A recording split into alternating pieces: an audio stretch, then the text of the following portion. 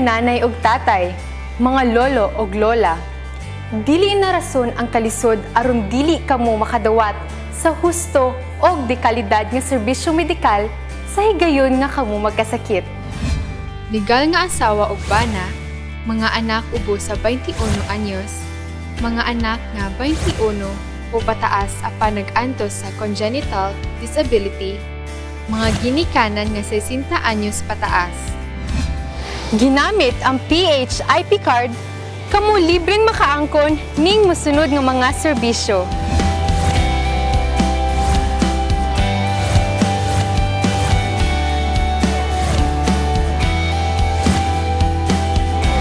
Rachel Bicoy nga isa ka estudyante naroy sa Kaanahan. Nako asawa dayon. Dako ang tabang ani PhilHealth sa mga guys nga magkasakit mi dayon. Daghang salamat sa nag-sponsor labi na kang government then ako ning tabang sa mga taga-salamat.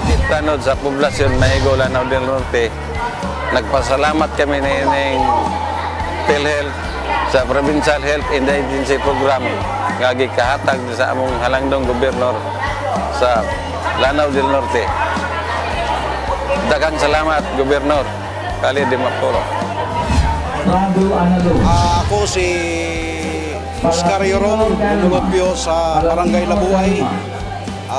Dako pasalamat sa ato ang halangdong Gobernador Khalid de Mapuro sa iyang ayuda isip beneficiary sa PhilHealth. Hinaot lang ko nga dili lang karon hangtod sa kanturan. Salamat ko. Lumupyo din sa Barangay Labuay, Mahigo, Lanao del Norte. Dako kayong kasalamat namo. Labi na gid kami mga kabus nga ang atong Gobernador Khalid de Mapuro naghatag nining maong PhilHealth na alang gid sa mga indigent. Usa ka Provincial Health Indigency Program o ginaingon nga himsog nga katawhan hulagway sa maayong pangagamhanan. Busa alang kanako dahil kayong salamat Gob Khalid de Mapuro ni maong programa sa PhilHealth. Ang himsog nga katawhan hulagway sa maayong pangagamhanan.